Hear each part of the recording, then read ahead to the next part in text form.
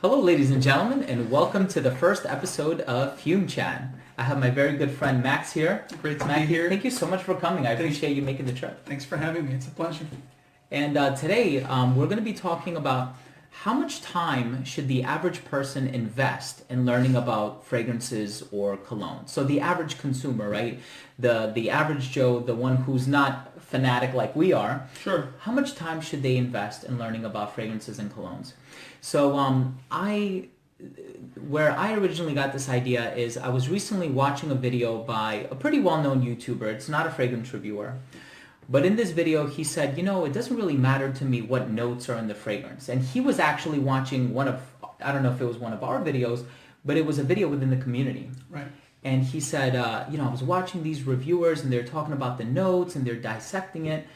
And he goes, I don't really care what's in it. I just want to know, does it smell good? Right. And I remember thinking to myself, what if we had that approach with other things in life? That's true. So for example, if somebody goes to the dealership and they're about to spend bank on like a 2017 Mercedes-Benz, and they say, you know what, and the dealer says to you, well, you know, how about we go inside, we look at the interior, I'll tell you the specs. And you, well, I don't really care what's inside. I just care, does it look good, right? So not to say that there are certain things in life that we could get away with having that mentality, but what is your take? How much time do you think the average person should invest? That's a great question. And the thing is, like a Mercedes, for example, like you said, you know, a Mercedes is already something of a status item. So because it's already a Mercedes or a Chanel, for example, with fragrances, you know, you automatically assume you're going to smell good or it's going to be a good product because of the reputation it has. Right. But I think I watched that reviewer that you're talking about. He's not a fragrance reviewer. He was talking about fragrances in that particular episode, and he said that, yeah, as long as I smell good, I don't care what notes are in it, or, you know, I don't think people should really worry about, you know, ingredients as long as it smells good and it's going to get them complimented. Yeah. I mean, it is a double-edged sword, but I think it's kind of important to know what goes into these fragrances, you know. Yeah. You have people that talk about allergens, you know, do we really worry about allergens like, you know, IFRA?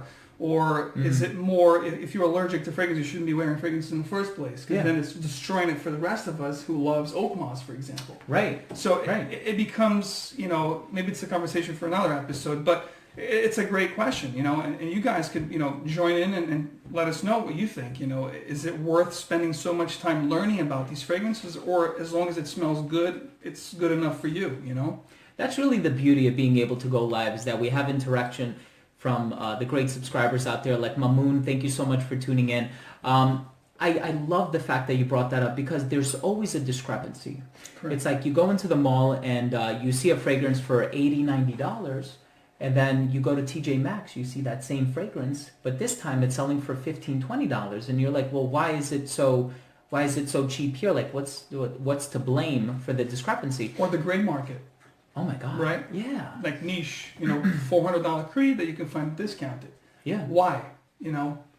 But I think a lot of people, they don't know that there is so much time that goes into procuring certain ingredients. Or you talked about oak moss. Right. So now if you're looking for a vintage online, I mean, it was atronol and chloroatronol, and up to 2% of the European population could potentially be allergic. Wow. So because 2% of people are allergic to it, everybody. So it's not like a pack of cigarettes where you can affix a warning label to the front. Now it's like, well, I'm sorry, but... Or nuts. Right. Yeah. But we still see people going out there and, you know, buying their peanut butter by the jar. So right. We always like to entertain these sort of topics, and, you know, sometimes it is going to be controversial, Of course. But it's all perfume related. So make sure to drop your questions. Towards the end of this segment, we will be addressing some of those questions. Do you think that the IFR thing, because of allergens, was also a way for a lot of these companies to capitalize on making more money for not having to use those expensive, you know, natural ingredients and then substitute them for more less expensive synthetics? Could that be like a little bit of both? What a great question. I don't know if that's what IFRA had in their minds when they implemented the changes, but I think the companies are benefiting from it, just like you mentioned. Right. Yeah, absolutely. I think there are going to be people inevitably who say, oh, wow, I don't have to use, say Creed, I'm not, I'm totally making this up, but say Creed says, okay, so I don't have to use real oak moss and Adventist now. and I can continue to sell it for the same price, if not more, and then I'll still make a good penny off of it. Do you think they use real oak moss in Adventist?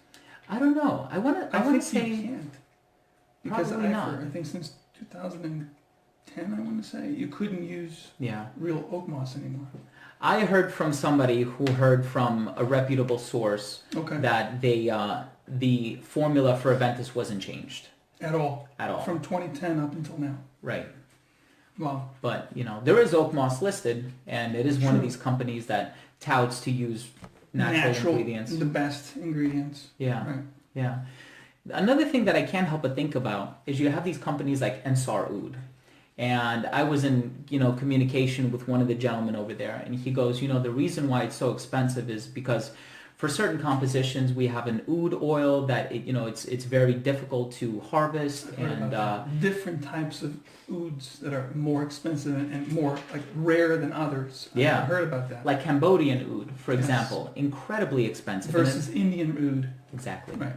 Exactly. And it's like the sandalwood, right? The Mysorean sandalwood is rich ultra wood expensive. From Xerjoff. That's supposed to be like the best sandalwood that you could find. Right. So, you have an ingredient that's hard to get, and now it's been endangered due to overcultivation. Right. But then the process by which they procure the ingredient that will go into the perfume, say, like I remember him telling me that one ingredient was macerated for like 4 years. Correct. So it's like, okay, so now it makes sense that this would be more expensive. Right. Absolutely.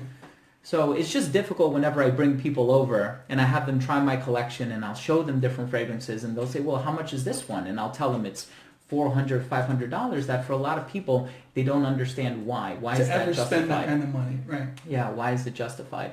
So if you were to make a recommendation, say to the average Joe, how much money do you think is feasible for them to spend on a fragrance? Or do you think that's going to be contingent upon how much they like it? Like, do you think... Sure. Well, it's funny you asked that because I met with a guy, I told you before I met you today, I met with a subscriber and we're doing a swap. And he said that he would never drop anything over $150 on a fragrance, no matter how good it was, So, and he has, I think, about 30 bottles right now in his collection. Okay. So when I told him I have, what I have, he's like, you're crazy, 'cause, I mean, it's insane, for us, I mean, but it's a sickness, right? Yeah. Because we always thinking that we need to have that other bottle that we don't have, or we got to smell that, or... Because we pretty much smell everything that there is to smell up to this point, I think, right? I think so. Right? I think so. So, I don't know. So do you think there's a threshold that people shouldn't cross? No, because to each person its own, I mean, for me, I won't pay retail, right? But, we see creeds going up every year, niche. Tom Ford. I mean, $250, I think, for a 50 ml Tom Ford. Yeah, why not? I wouldn't pay. Why not? Retail. Yeah. I try to get them discounted. They're great fragrances. We still want them. Correct. But even discounted, it's a lot of money, right? Yeah. Because it's still over $100. 150, 125. It's still a lot of money. I think the average person has a hard time spending over $100, to be honest with you. That's why when you go to like a Macy's or Bloomingdale's, I think the average new release is around that $90, $80 to $90 mark. Right. Because I think the $100 is probably the threshold, I think. They know about it. They know what they're doing.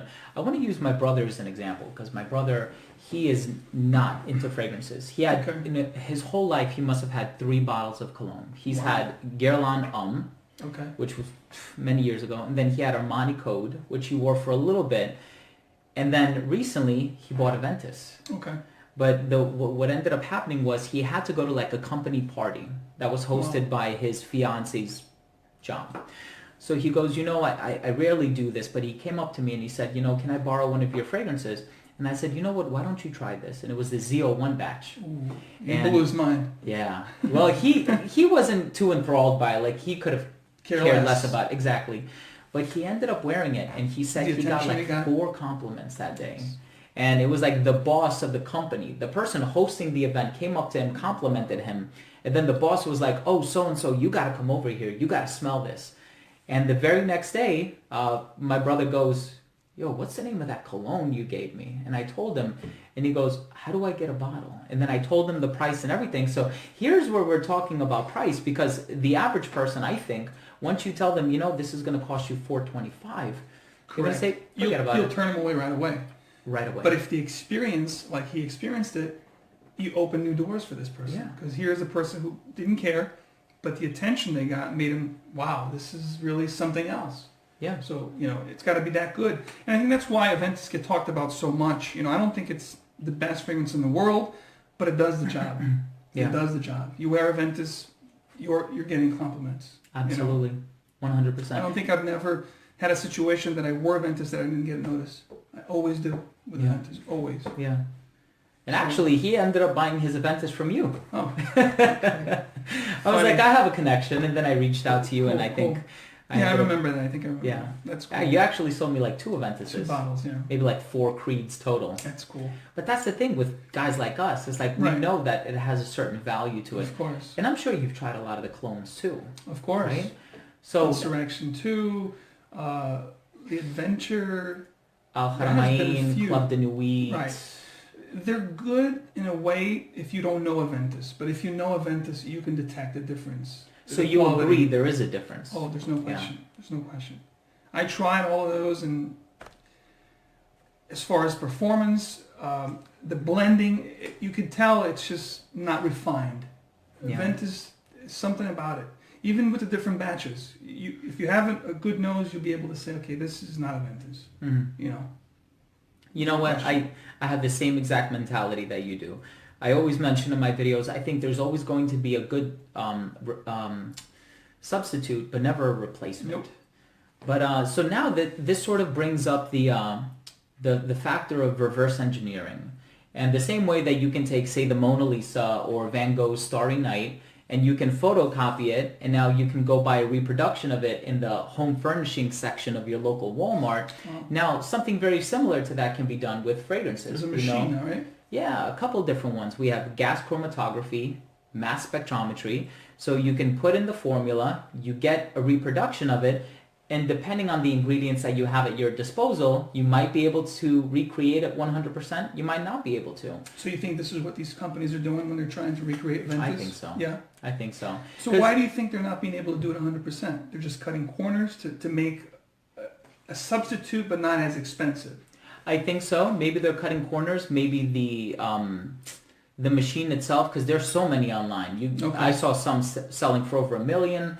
I saw some selling for over 1,000. So I think depending on the actual quality of the machine. Okay. But you know what? I always had that idealized image in my mind that there's, for every single perfume, there's a perfumer who has been formally trained, and they're sitting behind a perfumer's organ trying to perfect the perfect Adventist clone. And it's like, well, we know that doesn't really exist for a lot of them. We do have the ones who are doing it, Jean-Paul Guerlain, and then we have Laurent Legarnac, and then we have Alberto Moria. So there are some out there who are doing it, the traditional way. Sure.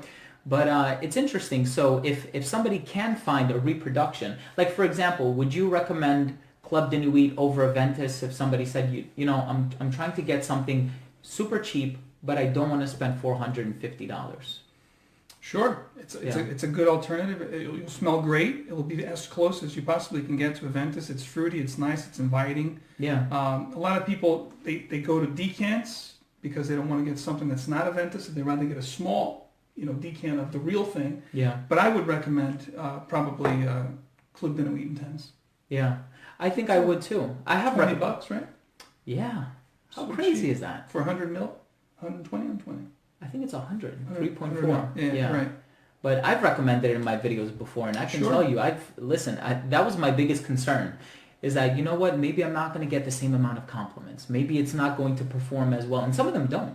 Correct. Some of them don't. But some of them are very lackluster, right? Absolutely.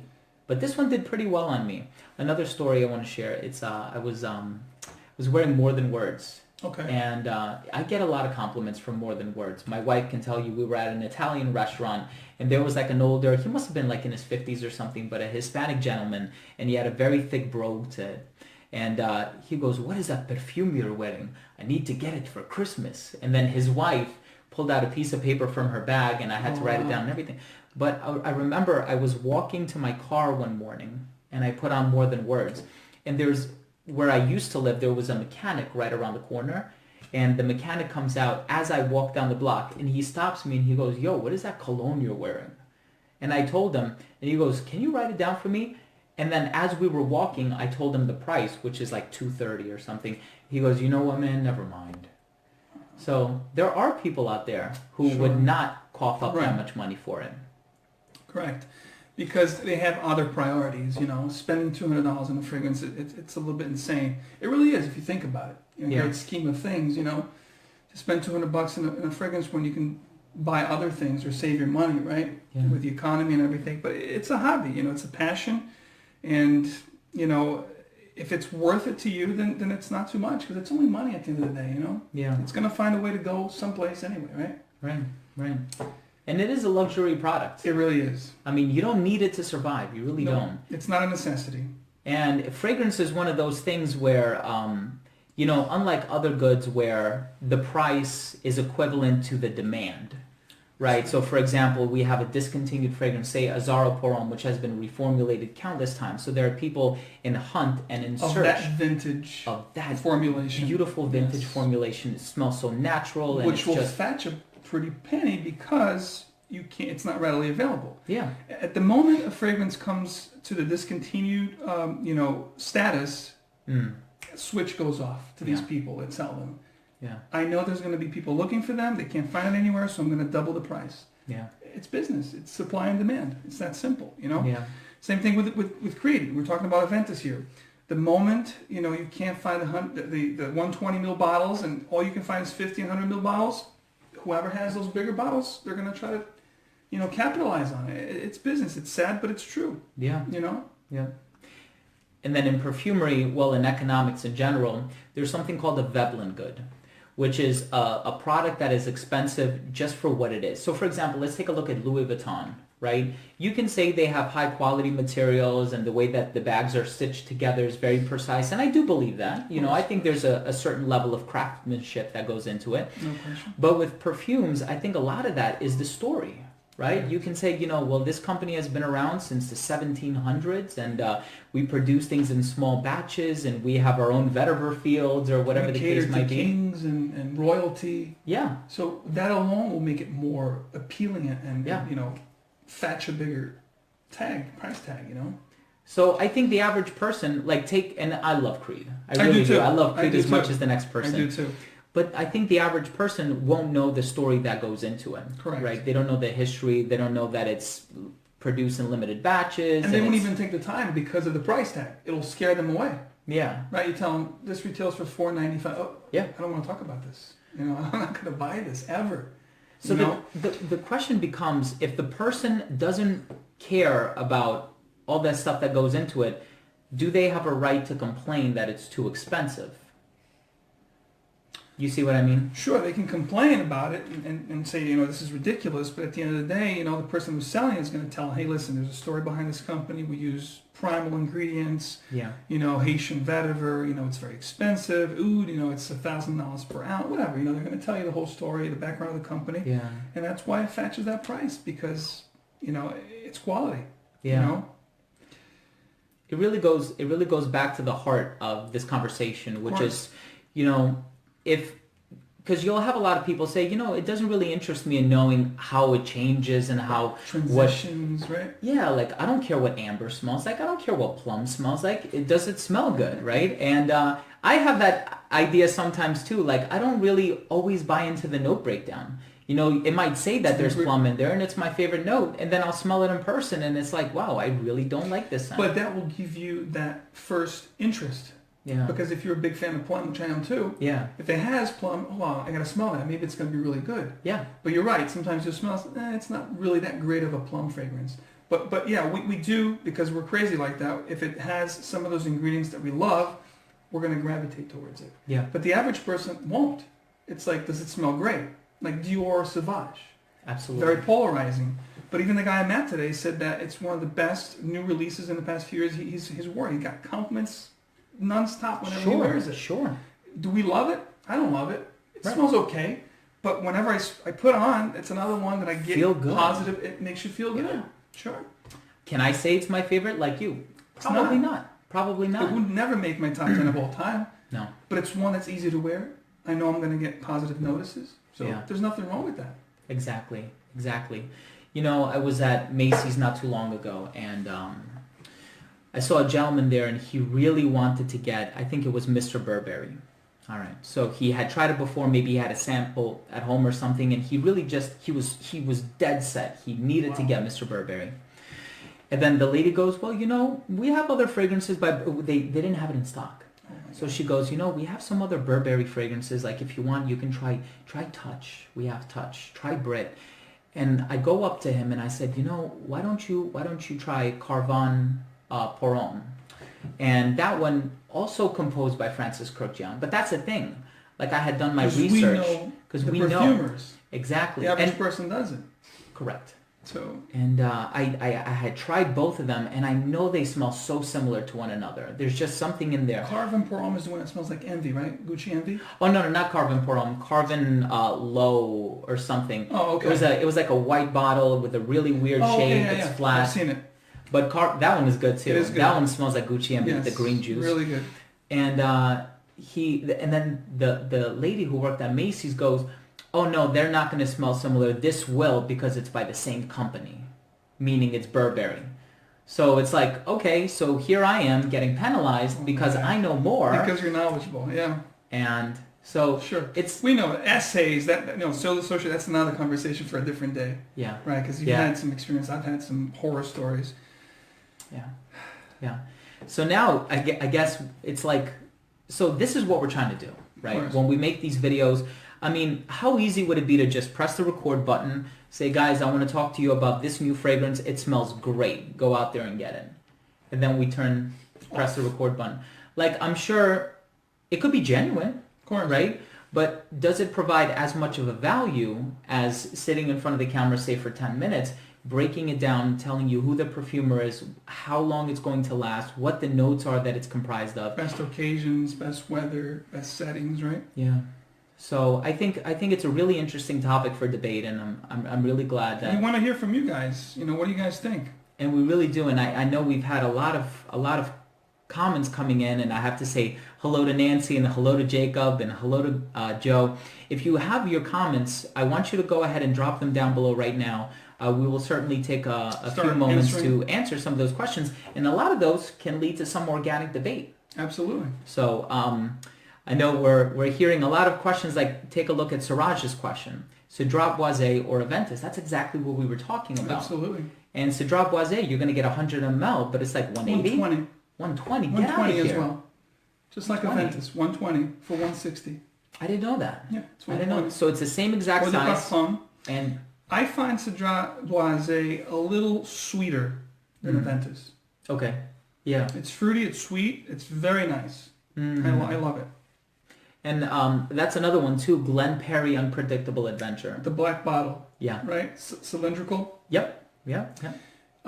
It doesn't stand up straight. It kind of like leans on its back a little bit. Then you have the one with the bow tie, a Centerpiece for him. Centerpiece. From Bon de Bernay. Yeah. Kind of like Cedrat Boisé in the same kind of, direction, but also reminiscent of Adventist. Yeah. I mean, there's so many clones nowadays. It's insane. Didn't the Gate had one too? Snowflakes, right? Yeah. I'll have you smell it if you're interested. Oh, okay. Yeah. Sure. It's really good. Everyone wants to get, I think someone talked about this. Everyone's trying to crack the code of Adventist or have something that smells like Adventist, right? Yeah. It seems like it's, for the past 5 years, what was the first clone or the first trial? Fresco by Ilumdine. Correct. Yeah. Cheap, right? Super cheap. Cotrab put it on the map. Yes. And it was awesome. And I got my bottle and... Creed's for the Poor Man or something, right? A video he did years ago. Yeah, Fresco, correct. And now when I go back to it, I'm Fresco? like... It does have like an Adventist thing in there, but it's so much more lemony. Faint and lots of citrus. Yes. Transparent and lemony. I got like an hour, I think, longevity out of that. I bought it once. I wore the whole bottle. Same. Like, no, that's not for me. Same. Too faint. Yep. Same. I wouldn't, and I think Insurrection Pure 2 was the second clone, right? That's right. Yeah. That one was decent. Not too bad. Yeah. 3 to 4 hours.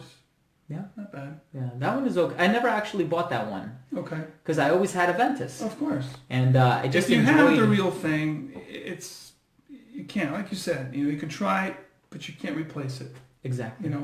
It doesn't beat it. Like, take for example, and we know stuff like this. So Mamoun said, have you had a chance to try the new Jean Paul Gaultier Superman? I haven't. And I haven't either. But I remember looking it up online, and the note breakdown, according to Fragrantica, exactly the same as Popeye. That's what I heard. The perfumer is the same, Natalia Gracia Cetto. They're just changing the bottle? So just the packaging? That's my thing. Because then it could be gimmicky, it could be money grabs, and then it's a little bit, I think, insulting to the customers. Because you're thinking you're buying something else, but you're buying the same thing. Do you know how many people have done that, though? I know. There are people, I kid you not, Max, people have purchased limited edition Jean Paul Gaultier fragrances thinking they had something special, that it was something different, until they go home and they're like, hey, it smells exactly the same. But here's the thing. When I went to buy Popeye, I went with my wife when it first came out. I said, do you have a tester of this so I can try it? Because I knew from watching other videos that it was going to smell different. The gentleman who worked behind the counter, young kid, like straight out of high school probably, he goes, oh, it's the same as the other ones. And he thought the other way around. It was just the packaging. Yeah. So when they do release a novel fragrance, it could be Ultramall. I know. The SAs think, no, it smells just like... They don't know. How crazy it's both, is that? It's a double-edged sword. They might think it's just a different packaging but the same scent, or it's a special scent but it's just the same scent and a different packaging. Yeah. Right? So it could be both. Yeah. Unless you try, you don't know. So I am going to scroll a little bit. We have Ismail. Hello, Ismail. How you doing, guys? So favorite ladies fragrance, Nancy asks. And I suppose we'll take some questions that are not directly related. Sure. Nancy asks, what are your favorite ladies fragrances? My guess is Aqua Fiorentina for Steven. And how about you, Max? Well, that's a tough one. I met my wife with Burberry for women, the round bottle with the yellowish juice. I do like that. Is it my Burberry? I don't know if it's not London, is it? Burberry London for women, I think? Because that's the one with the scarf-looking thing. Yeah. No. It's just a round bottle with the golden juice. Burberry. I'm sure Nancy knows. It's very nice. I love that on her. Yeah. I love Aqua Fiorentina. And that's because it reminds me of light blue. Okay. Right? But again, going back to the primary topic, is that light blue and Aqua Fiorentina, they're in the same family. Correct. It's like you have two citrus fruits and one of them is a bergamot and the other one is a lemon. But those subtleties that you can pick out from the Fiorentina make or break it, right? So when you put both together, I got to go with this one because you can sense the quality, right? And my wife, is not some sort of perfume aficionado, but she knows. She knows. She can pick out the difference. Absolutely. Even my wife's getting better now. This is a gourmand, or this, she's really getting into it. This has, plum in it. It's just surprising. Oh, wow. It's like, how do you know? So Khan asks, will this be available after it airs? Yes, we are actually currently recording it on multiple devices, so it's going to be on YouTube as well, and we are going to save the video here on Facebook. And Gila, thank you so much for tuning in. Leon writes, Dior Homme Parfum is pretty great. Sorry if this is irrelevant to the topic. Listen, this is all perfume related. We're talking fragrance, yeah. Anything is welcome. It's such an amazing hobby that really unites us all. So anything you guys have to contribute, please, whether it's a comment or a statement or a question, we're open to everything. And Siraj says you should try Aqua Fahrenheit. I do have, and it made my top designer spring of this year. I love it. Yeah. Love it. Now, is that the one that smells like Fleur du Mal, the orange blossom one? No, or is that has 32? Grapefruit, vetiver. It's a fresher take on the original Fahrenheit with a fruitier nuance and some mint and basil. Oh, okay. I like it. I always get it confused with Fahrenheit 32. That's the one that's kind of like Fleur du Mal with vanilla. I dig that one. I like it too. I dig that one. I'm not opposed to it. I like it too. Somebody else asked, what is your set of the day? My set of the day today is vintage Azar Pour Homme. I love that stuff. Love that stuff. That's a good one. Actually, but I'm sure it's nothing like it, but I bought the reformulated version from TJ Maxx. I was in Florida not too long ago, and I bought the reformulated version. And I like it. It is nice. It's been reformulated, I think, 5 times now. If you can find, it doesn't have to be from the 80s or late 70s, as long as if you find something with a sticker on it, on the actual, front of the bottle, silver sticker, then that's a good reformulation from the 90s or early 2000s. Once they took away that sticker and just made a plain bottle, it was very weak and faint. But it smells great, though. Yeah. Any formulation is good. And Joao actually says, one topic to discuss, those myths around the supposed discontinuation of fragrances. See what happened recently to Bleecker Street, or a certain fragrance will be watered down. And I just talked about that for a little bit. We did, yeah. So I don't know. I think, and I've seen that too, where I think the market is partially driven by myths surrounding discontinuations. I know of people who stocked up on backup bottles thinking that it was going to be I mean, think about it. When they said in Paris. Midnight in Paris, that's one of them. Or when they said Pure Malt, right? Pure Malt, limited edition. I remember 2009, 2010, it was discontinued, and then people were paying $200-300 a bottle. Would you recommend that? Of course, it's a gorgeous scent, but not for $300. Exactly. Yeah. Yeah. Even if they told me, you know what, we're going to discontinue it, unless I had such a personal fond attachment, memory. Right. Correct. Like me with the Sour Perfume, I hoard it. I mean, I have a few bottles. I love it, vintage, because it reminds me of my father, my childhood. So, because like you said, with those attachments, those, that's why I like it so much, and I would pay a couple $100 for a big bottle. But other than that, not at all. Like a scatomagnetism, as soon as it came discontinued a few years ago, and Hiro Yorizuka, we're talking about him because we love him so much. He hyped it up, and people were dropping $200 a bottle. I like scatomagnetism, but not anything over $75-80. Exactly. Somebody just agreed with you. They said they think it's an insult too, to have to pay $300 for something that retailed, or it could have been found online first. Look at all these companies. T for Two. Tom Ford has done it as well, with Amber Absolute and fetches so much. That's the one effect. That's like the unicorn. Yeah. Musbrash. If you find that, it's like $400 for the little guy. Yeah. Or purple patchouli. And now they're capitalizing with the reserve limited edition. They just did Bois du Marocain. Okay, sure. Moroccan wood, something like that. So they're starting to release every year with the metal plate as a reserve for $300 and something, $325 I think it is for a 50 ml. Creed 2. Where they say, it's vaulted, can't find it anymore, and then Windsor comes back out. Yeah. Special, and I mean, for as long as they have the formula, yeah. Which, by the way, is my favorite Creed of all time. Is it really? Vintage Tabarone. Have you tried?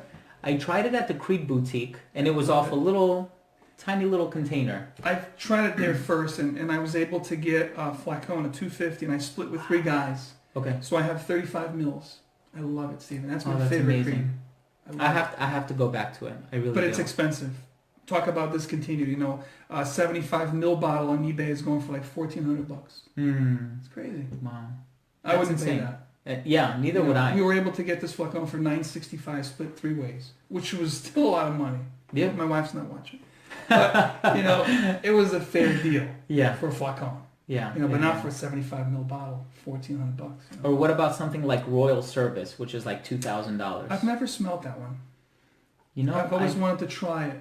I've had a subscriber send me a tiny little sample. Did you like it? When I was like 1,000 subscribers deep. Okay. And I just remember thinking it's very floral. That's what I heard. A little citrus, mostly floral, white Actually, florals. I think I still have it here. Okay. I'll give it to you. But not worth $3,500, right? No, not at all. So actually we have Oswald in the house, fellow YouTube fragrance reviewer. Very nice. We also have Mark from Robes08 in the house. So Mark, thank you so much for tuning in. We really do appreciate it. Canada's in the house. How's it going, Colin? Good to hear from you. We also had a subscriber ask us, have we ever tried Dunhill Icon? I have. Just the original, not the gold or the absolute or the other two. Just the regular one, which I really enjoy. Okay. I just wish it lasted a little longer, but scent is amazing. I think it has pepper in it. Does it? I like it a lot. I've never tried it. Oh wow. I like it a lot. Cool. Are fragrance clones good for the industry or are they bad? That's a really good question. We might actually save that for a future video. An episode. Yeah. But that's a really good question. I guess the abridged answer to that would be yes and no. Correct. It's good for the consumer. Pros and cons, yeah. For the company.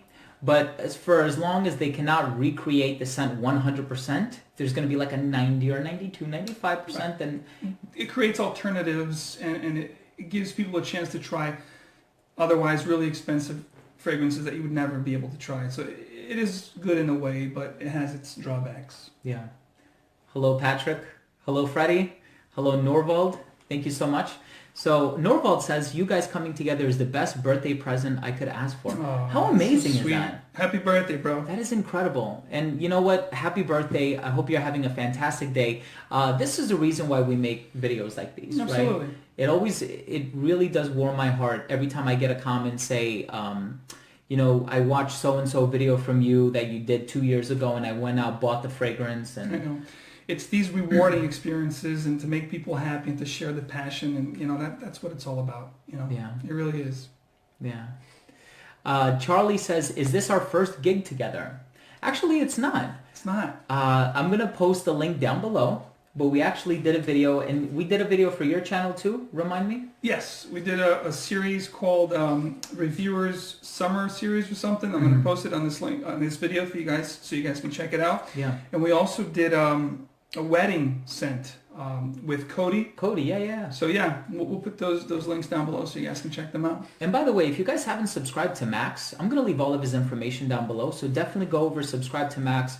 A lot of great fragrance reviews, top lists, sale and swap thread. Absolutely. Always super. Every and month. you have your own website. You I sell fragrances. Yep, right? maxforte.com if you're not familiar with it. Niche designer. I try to be very competitive and fair with pricing. And if you get in touch with me, I'll try to give you even more discounts. It's just, like I said, sharing the passion, not making a lot of money, just, helping the community pretty much. Yeah. Rafael, tikanis fila mo. Fellow Greek. Oh, nice. Says Tower Number 2, Lair du Desert Marking. Phenomenal fragrance. We were just talking about it. Hero. Amazing. And yeah. Jorge, thank you so much for tuning in. And Joran stopped by. Oh, that's a big question. That was a big question. I don't want to miss it. So I'm going to go ahead and try to navigate this in an efficient way. What are your favorites of the Italia Cologne range? And what do you guys think of Pulp? Oh, by the way, it was my birthday yesterday and spent most of my day watching your fragrance reviews. Joran, thank you.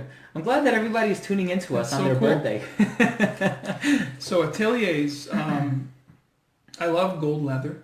Oh my gosh. Love that scent. And Silver Iris. I know that was a duo, but... Yeah, they're both amazing. You've done a video at the Atelier store, right? I did, yeah. A couple of times. Yeah. They have amazing fragrances. I just wish they lasted a little longer on my skin. But scent alone and the actual creations, they're amazing. Yeah, they really are. Orange really Sanguine. It's like you're pouring good. fresh OJ. Yeah. It's so beautiful. Try layering it with Vanille and Sensei. Okay. You will love it. Cool. It's like an orange creamsicle. Yeah. Oolong Infini. I wasn't crazy about it, but I liked it. I liked it. I do like it, yeah. I liked it a lot. It's like that an one is good too. old fougere type of fragrance. Yeah. Rose Anonyme is good. That's an award winner. That's an award winner. I also have Sidra and Avron. That has the mojito Beautiful, vibe. yes. And Sidra Atlas. Very nice. It reminds me of a masculine version of Dolce & Gabbana light blue. Exactly. A little That's exactly woodier, it. stronger. Yeah. Love it. I Actually, really we did that on our street video that we did in New York City. We talked about that fragrance. Yeah, we did. Yeah. We did. How interesting. That's You have so a cool. really good memory, man. Yeah, thanks. Wow. August asks, do you know when Creed Viking is going to be released? Supposedly, they were talking about for this fall. Mm. I'm not 100% sure, but I'm thinking around fall time. All right. It's supposed to be like a modern take on the Fougere, type scent.